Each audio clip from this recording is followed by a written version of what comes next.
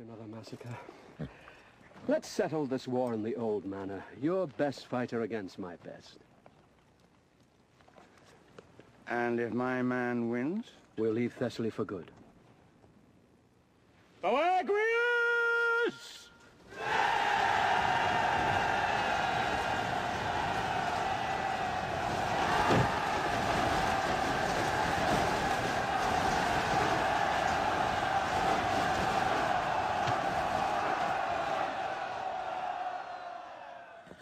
Achilles!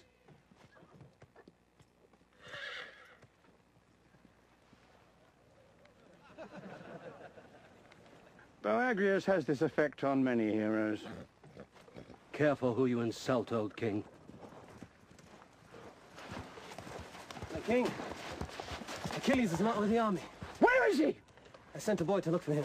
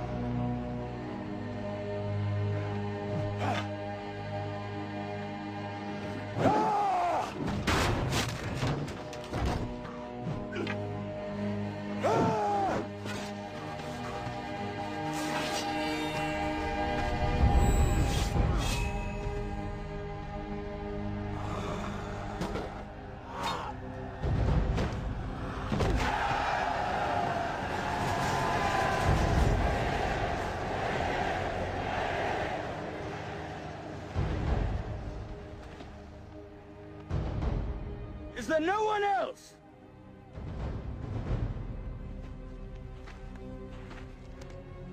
Is there no one else?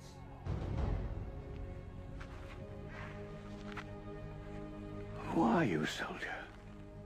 Achilles, son of Peleus. Achilles. I'll remember the name.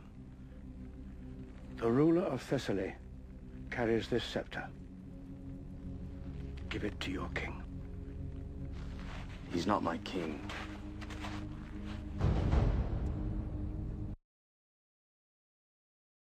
The Philistines now mustered their army for battle and camped between Socoh in Judah and Azekah at Epistamin. Saul countered by gathering his troops near the valley of Elah. So the Philistines and Israelites faced each other on opposite hills, with the valley between them. Then Goliath, a Philistine champion from Gath, came out of the Philistine ranks to face the forces of Israel. He was a giant of a man, measuring over 9 feet tall. He wore a bronze helmet and a coat of mail that weighed 125 pounds. He also wore bronze leggings, and he slung a bronze javelin over his back. The shaft of his spear was as heavy and thick as a weaver's beam, tipped with an iron spearhead that weighed 15 pounds. An armor-bearer walked ahead of him, carrying a huge shield. Goliath stood and shouted across to the Israelites, "Do you need a whole army to settle this? Choose someone to fight for you, and I will represent the Philistines. We will settle this dispute in single combat. If your man is able to kill me, then we will be your slaves. But if I kill him, you will be our slaves. I defy the armies of Israel. Send me a man who will fight with me." When Saul and the Israelites heard this, they were terrified and deeply shaken.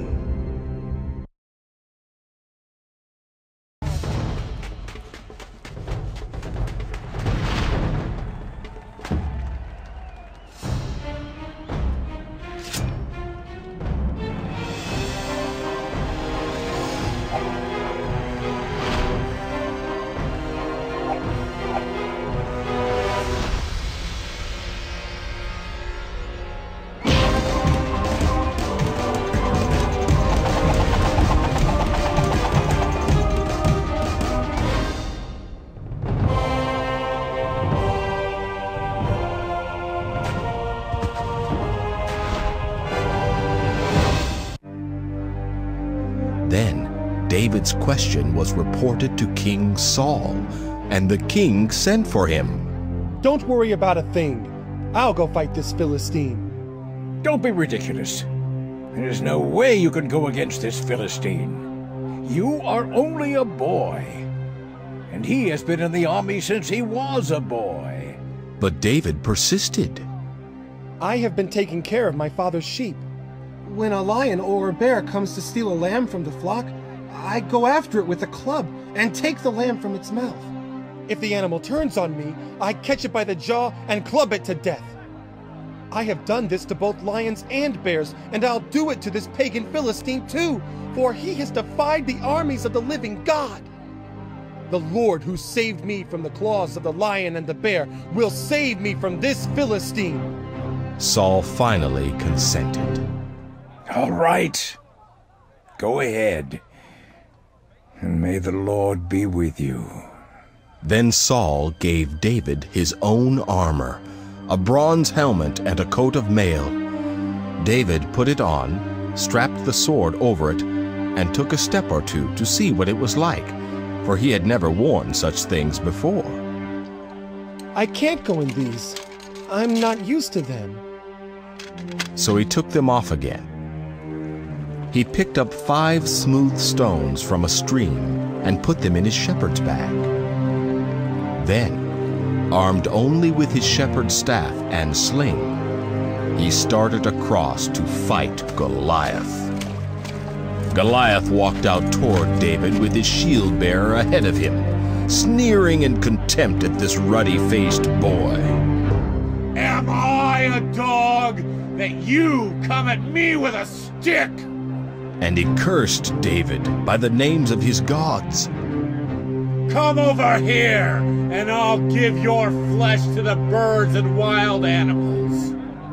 You come to me with sword, spear, and javelin, but I come to you in the name of the Lord Almighty, the God of the armies of Israel, whom you have defied.